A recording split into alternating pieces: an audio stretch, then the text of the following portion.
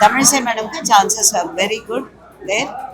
After a long time, K.N. Lakshman சாருக்கு அப்புறம் திருப்பி தாமரை மயிலாப்பூர் மலரும் என்று சென்னை அவர்களுடைய கோட்டைன்றதை அவங்க எப்படி சொல்றாங்கன்றது தெரியல.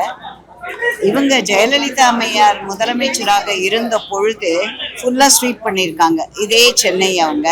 அண்ட் ஜெயலலிதா அம்மையார் இல்லாத போதுதான் அவங்க ஆப்சன்ஸ்ல தான் இப்போ திராவிட முன்னேற்ற கழகம் தலைவர் ஸ்டாலினுக்கு இதை நினைவூட்ட வேண்டும். அம்மையார் இல்லாத ஒரு வேக்கன் இதுல ஒரு வாய்டு இருக்கு, அதுல அவங்க வந்திருக்காங்க. ஹிஸ்டரியில என்னைக்குமே அவங்க 2 வாட்டி திருப்பி வந்ததா இப்போ மோடி அவர்கள் திரும்ப தமிழகத்துக்கு வராரு இல்லையா? இப்ப இந்த எலெக்ஷன் எப்படி இருக்கும்னு நீங்க நினைக்கிறீங்க? இருமுனை போட்டிங்கிறாங்க, மும்முனை போட்டி, 4 முனை போட்டி. கண்டிப்பாக யாராலையுமே சொல்ல முடியாது. தமிழ்நாட்டுல இன்னைக்கு தமிழ்நாட்டோட எலெக்ஷன் இத யாராவது ப்ரெடிக்ட் பண்ணி இப்படிதான் அப்படின்னு சொல்லி அவங்க சொல்றது உண்மையாக இருந்தால் நிச்சயமாக அவர்களுக்கு ஏதாவது ஒரு பிரைஸ் கொடுக்கணும். ஏன்னா யாருமே சொல்ல முடியாது. விஜய் அவர்கள் எவ்வளவு பேரோட ஓட்டை பிரிக்கிறார்? நிச்சயமா டிஎம்கேவோட ஓட்டை தான் பிரிக்கிறார் அவரு.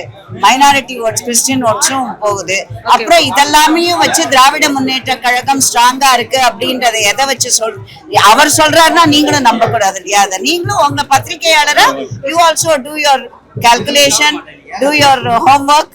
அப்படின்னா நிச்சயமாக இந்த பர்டிகுலர் தேர்தல் தமிழ்நாட்டுக்கு யாருன்னே சொல்ல முடியாதபடிதான் மும்முனை 4 முனை. ஏன்னா விஜய் வேணா சொல்லலாம் இது எனக்கும் டிஎம்கேக்கும், அவங்க பெரியாட நிச்சயமாக. அப்புறம் அவங்களால ஒரு வார்த்தை மோடியை பத்தியோ பாஜகவை பத்தியோ மென்ஷன் பண்ணாம அவங்களால ஒரு இன்டர்வியூ கொடுக்க முடியுதா பாருங்க அதுல. சோ எங்களுக்கு எங்களோட ஸ்ட்ரென்த் தெரியும். ஆனா நாங்க ஓவர் கான்பிடென்டா இல்ல.